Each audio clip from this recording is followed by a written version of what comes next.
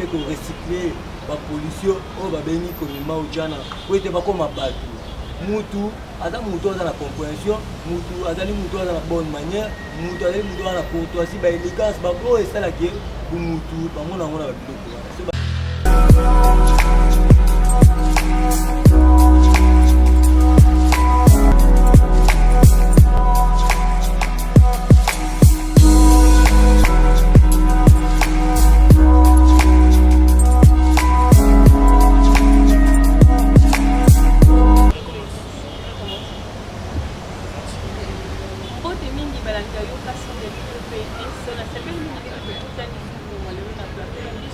nazanga moko te naza na moko ya bana mboka oyo alobaka kitoko bomesana koyoka ye apesaka bino basango oyo bolingaka mingi bote mwana mboka bonjour madame papa kombona abengami na kombo Gilles Chibokwa le vrai descendant de Ken Sekedi 37 ans d'élite IDPS a vaincu 37 ans d'élite Félix Sekedi chef de l'État de la République de l'Afrique.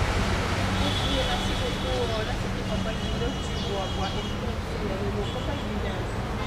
tanga lisolo ya babuchana babuchana bakomi komasuka to moto papa donc nazuku kubuchana na tete moto papa policier comme koboma moto madame la journaliste elonga na koko yebisa yo faut déjà partager za 50-50 elonga na jamais akabuli 50-50 ngoloba boye bandeko na biso oyo tokobenga bapolisier komima ojana baza na part responsabilité na bango bawewa mpe baza na part responsabilité na bango parce que na français il n'y a pas de fumée sans feu ojana aza liboma te wewa mpe aya liboma te po ete discussion esalema c'est que y a un fait oyo esali ke incompréhension esalema entre les deux parties c'est qui est vrai bandeko na biso ya bapolisier oyo tobenga kolima ojana baza na problème ya morale or que soubassement ya police nationale congolais ezali discipline et ezali morale il faut que les policiers azala discipliné conformément mibeko na bango oyebi so aucun état major omonaki la discipline est la mère des armées c'est que moboku na bango ezali nde discipline yango omonaka baexécutaka réclamation employé c'est que le problème ane ke na banrobandana na bapolicier il faut ozala na morale il faut ozala discipline quel que soit civil à répondre au mabe, quel que soit civil à un problème immoralité, mais bien nous ratons chaque fois morale. C'est que va répéter chaque parade. C'est que les policiers faut dans la manière solide. Il faut avoir la douceur, il faut avoir la tempérance. Babilo Kowana, les Rosala qui, on a beaucoup de milieux na civil. Mais tant que nous sommes policiers, nous avons la différence entre les milieux na civil. C'est déplorable tant que chaque parade n'a pas rappelé la rabango n'engeni policier pour se comporter bah ouais ouais bah n'a pas responsabilité moi ça c'est bango bah bah tu as bien compris c'est bien qu'il va vendre des conditions mais bah ça bien bah tu as compréhension soyons clairs laissez bambo connaître le Bénin le Nigeria le Cameroun l'Ouest africain au moins un chauffeur en moto dans la casque a bien chez lui ça vaut dans le 300 francs mais ça on repasse en haut lui ça pas tout cause on paye 2000 francs mais si au tient mon propre on a exempté la mona mukongo susu la ville na kota hôtel grand hôtel ouais wazo kuma moto na ville mazana lipapa et l'ambassadité sous leti muteliboma c'est que bango no na part des choses mais dans aussi un inspecteur provincial la ville pour l'équipe ça avec un peu pour ça la recyclage dans la métal formation il y a discipliner ba policier ba bien ba communauté et puis na interpeller ba policier papa est wali policier mais tata mokonzi mboka à lancer gratuité enseignement parce que morale est dépendant de la base on a pas âge l'école de base enseignement de base ce que automatiquement ils ont ligne d'occasion pour permettre aux gens à bande de l'école pour nous acheter madame la journaliste pour nous acheter quand mon papa mokonzi mboka lancer qu'on a le plateau national depuis le 2 septembre 2019 on a lancé gratuité enseignement à la portée de tous aux en a 40 ans aux en a 20 ans aux en a 10 ans l'enseignement est gratuit pour tous et on a aussi la policier au batanga te bazonga na classe na bandeko na biso ba wewa Sokoza na problème immoralité, je vous demanderai de retourner au banc de l'école et vous permettre aux la bonne manière, et vous permettre aux la courtoisie, et vous permettre aux en élégance, pour la babino aux celle qui moutoise dans la maîtrise de soi. C'est que par des choses il faut déjà partager 50-50. Njana bazali na problème immoralité, bande on a biso pe awewa, bana problème compréhension, et c'est ce qui est fait que batui balewana et ça la qui accrochage, c'est tout à fait normal. Madame la journaliste, il faut déjà partager. Policier a un problème immoralité, ou un problème de compréhension, ce qui est fait qu'il puisse avoir des tueries. Si nous avons un problème de compréhension, tuerie n'est pas les ce qui est fait que tuerie c'est les maisons et compréhension entre les deux parties, ce qu'il faut déjà partager. Mais la recette d'un inspecteur provincial, il a vu le problème de Kinshasa, si vraiment pas sur mais un peu pour recycler les policiers, on va bénir comme il m'a ou Jana, ou était pas comme un bateau. Mutu, ada mutu dans la compréhension, mutu, azali mutu dans la bonne manière, mutu azali mutu dans la courtoisie, élégance, et ça là qui est mutu, pas mon amour avec le coup. Ce bateau qu'on est saté, on m'a dit sur les chrétiens. Pombo kwa badibio pa badibio pa nzambe pa tata mokonza mboka biso ba chrétien to na oui 9 2 7 esprit babio kana so za nango et ko permettre aux ana ata problème des amis ni so za nango pour nous a toujours posé la tempérance l'élégance l'amour babio ba bonté ba pied diplôme na so na kati c'est que ba tuna biso na ba so na bon sens et humanisme ba tika ba compréhension ça ne sert à rien. Pour faire ça, le policier, au moment où se retrouve en prison, je vous demanderai aux ala à vous mettre ça parce que vous mettez ça et vous. Ok, merci beaucoup, papa. Quoi qu'il y ait un peu de cause, la monnaie va dans mon tour aussi pour faire ça la France. Parce que dans le bas de la ligne, papa, la moitié de notre c'est que on peut baser la tolérance, c'est ça. Donc, comme tu n'as pas de niveau, on a comme un tiraillement de policier, on a c'est que tolérance, c'est ça qu'on va monter ou bien. De l'autre côté, il fait ça aussi, on va poser la on va un peu la tolérance entre bango et la policier. Policier, ce qu'on a dit, mon coco na bango, rôle na bango est aligné. Les alliés combattent la base, on a pilote. Oui, ou après, il faut respecter la code de la route. Si on va le dire qu'il y a les carabins. Yo usali inverse, on va t'arrêter. Si quoi aussi va bakangi yo, il faut dans la courtoisie, il faut dans la bonne manière. Il y a des gens au solo là. Bango si quoi ils a touché. Mboka va tomber en mot. Il faut avoir la douceur, la tempérance, la courtoisie. Les repermettre que à deux ans d'infraction, policier taliga a commis tout ça là yo, à retient assez. Mais yo ceux qui bakangi yo, au début qu'on a faute, aux autres qui ngai, policier pas ni marabongoté. Entre les deux parties, il y a toujours une compréhension. Moi, je sais la règle, souvent dans la monde qui a chargé au maillot, donc on s'appelle prendre le moral, on sait la règle, il faut savoir des théories de mon semaine ou trois théories. Ça, c'est une ligne qui peut faire que tout le temps, il y a des théories, assistant au barreau, on a fait ça. Et c'est ça, tout côté, on a qu'à s'envoyer par rapport. Madame la journaliste, la Bible lobby, tout se paie ici. Au moins, il y a le cancer de l'Iba Cambo, il y a condamné à 5 ans ou bien à 10 ans de brûler la ligne. Suite, on appelle ça suite. Nous, tout Kawana, la français dans le poteau suite. Et permettre à et il y a une autorité qui va grader à mot.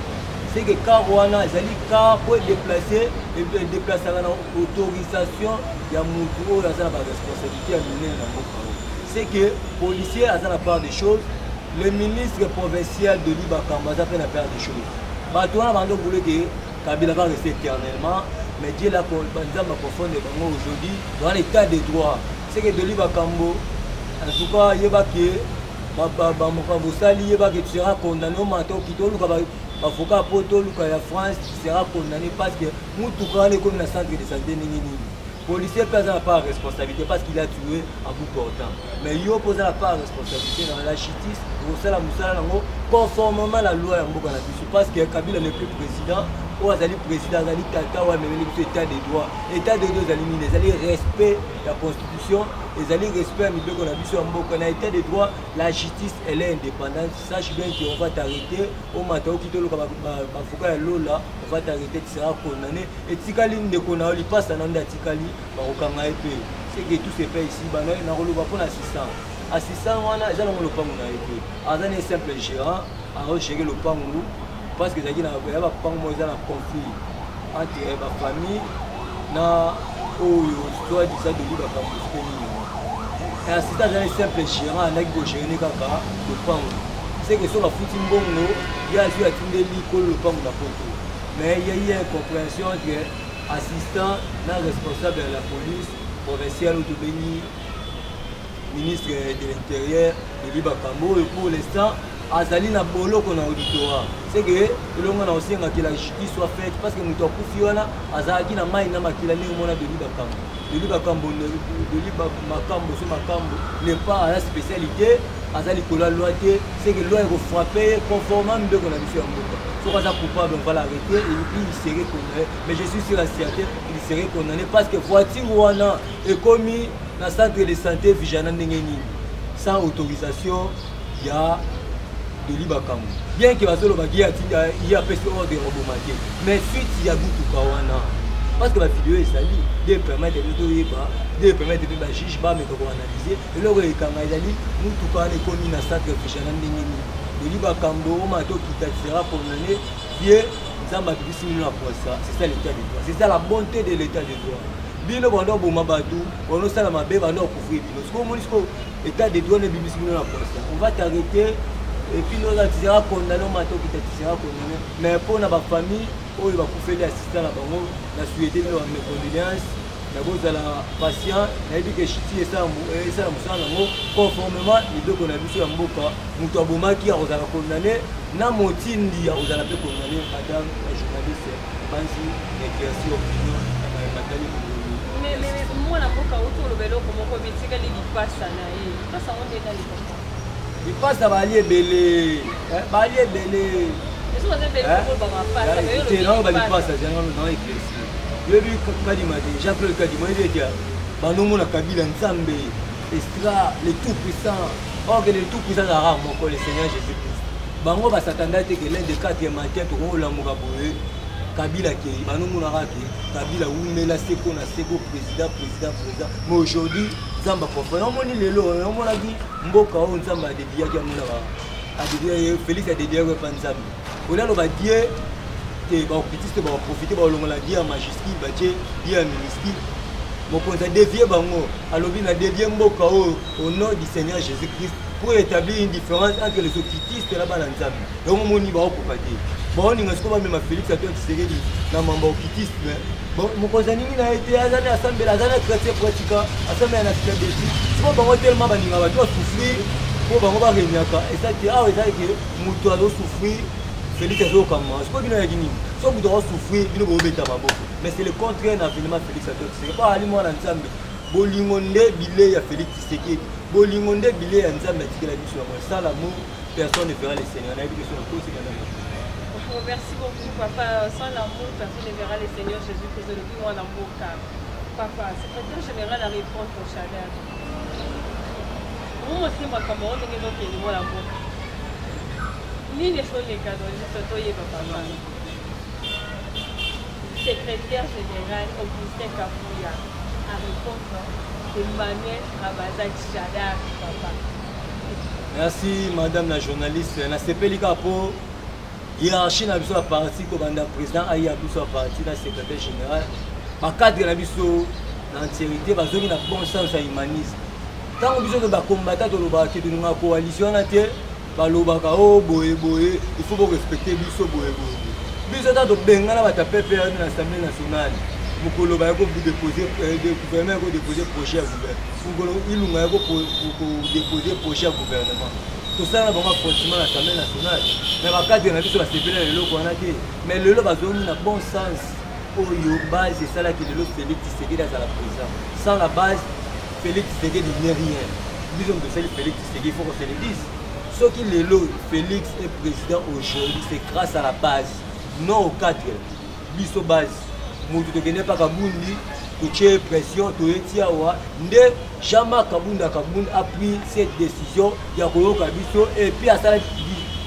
la déclaration politique biso na siège à lobby par suite de la papier habitant Félix je te demande de retirer la signature dans 48 heures wana biso tokotia impression bamabanga ezobeta bamosusu bambe mama atie mpe na papier boye.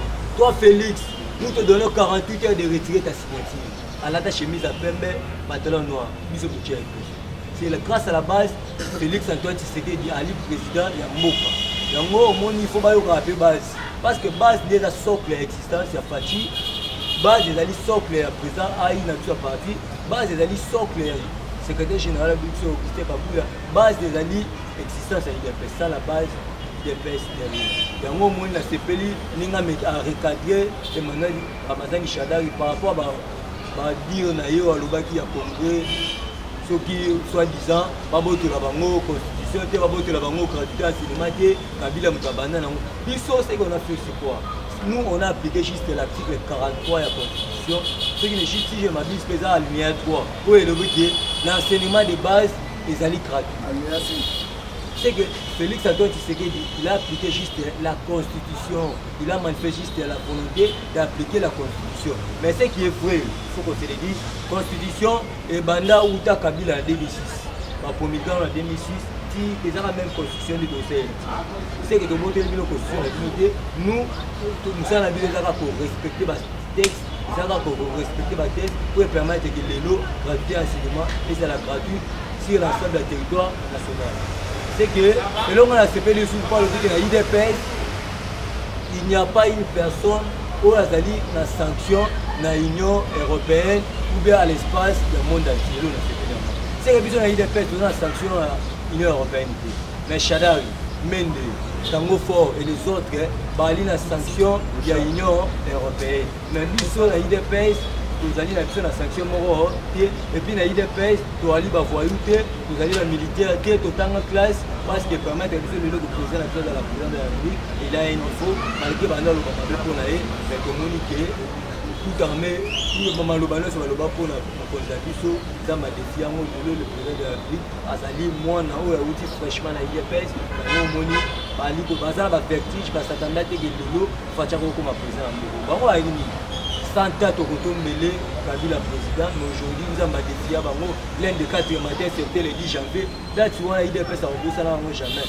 Le 10 janvier 2019, là, le 24 janvier 2019, Mukolo Banzouji, il y a un cours constitutionnel, Banzouji a Kabila, il y a Noma, Bandima était président de la République, et Félix Antoine Tshisekedi, président définitif de la RDC.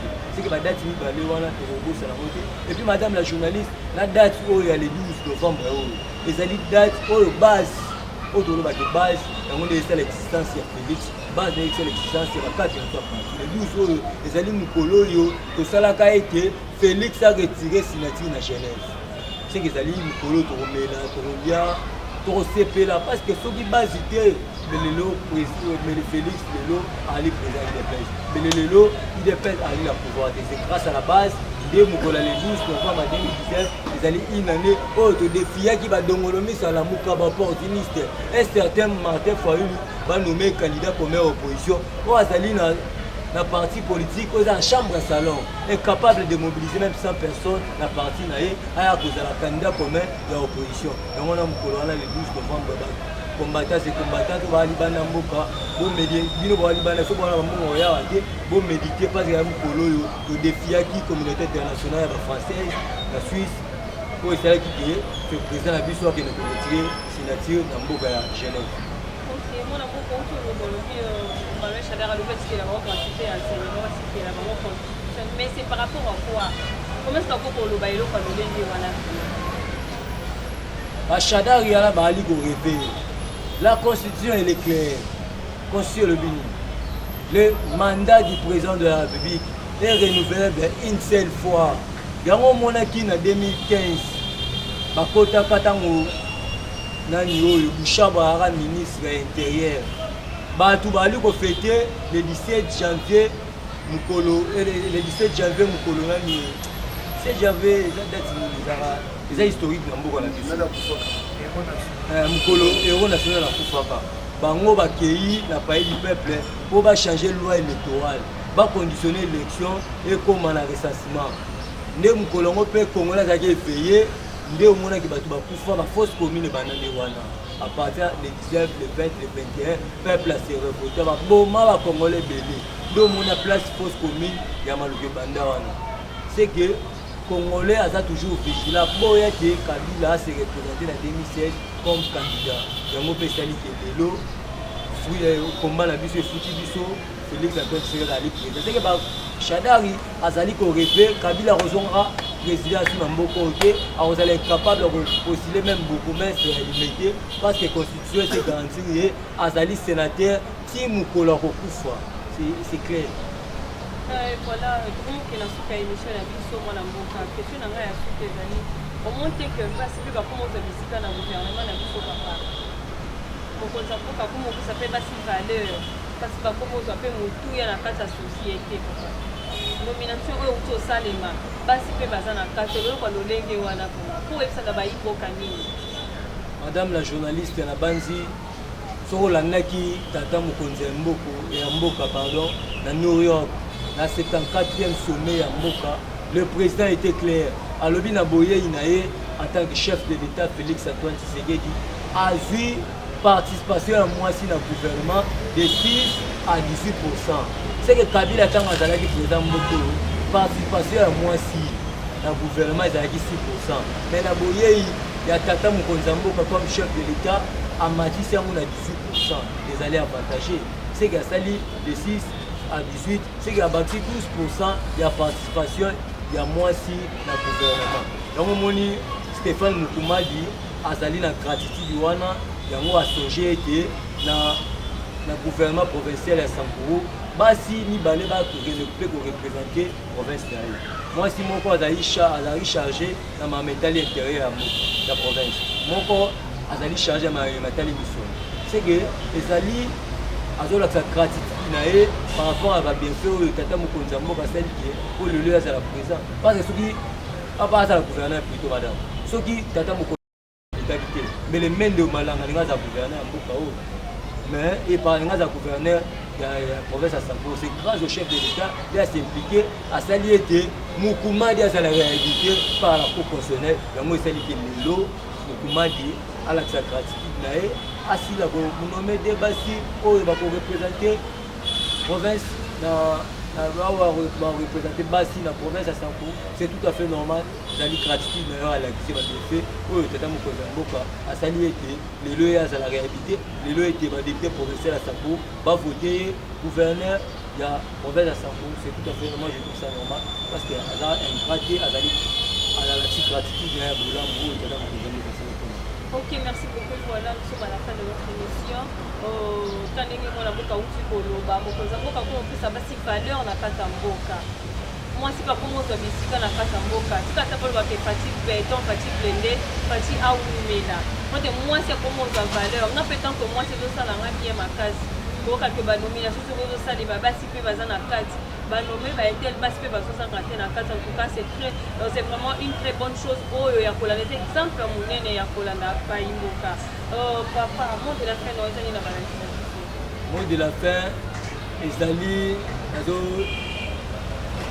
remercier bandeko na ngai nyonso balanda yokason ngai nabengami na kombo ya Guilain napesi baressortissant nyonso ya ekolo nga na ntango ya école de base complexe scolaire Carnan Malula oyo bayebi ngai na kombo ya Guilain Chiboboa atuka napesi bino mbote ebele napesi bato nyonso bayebi ngai na diaspora mbote bato nyonso oyo baa na besoin ke kolandakalandaka ngai numéro na ngai ezali 081 99 18 656 plus 243 81 99 18 656 plus 243 81 99 18 656 wana ezali numéro contact na ngai so ozali na besoin obenganga mpo eza bainformation ya sire oyo etali mboka na biso be parti nazali disponible mpona bino obenga na numéro wana ozwanga mpona lelo. Ok, on est qui bon moment de la fait à impliquer dans le ya Mkomolelo. Je dis un grand merci à toute l'équipe technique de Yokason de WPS. Un grand merci à mon président Delphine KTD. La petit merci à tous les diasporas qui sont partout dans le monde. Un grand merci à mon professeur Joël Francis Tatou. Un grand merci à toute la famille Chamala. La petit caméraman, merci pour Fabrice Kikoudé. La petit merci à réalisateur Nabiso, ingénieur Taylor Moussa. La petit merci à tout le peuple congolais qui nous suit partout dans le monde. Merci na ba combattant nyonso bazaka partout bao basoutenaka biso napesi merci mingi na baabonné na biso bacommentaire na bino esalaka biso bien. Mon numéro est plus 243 82 53 25 322 plus 243 82 53 25 322. Bye bye et tokutana mikono zanto ya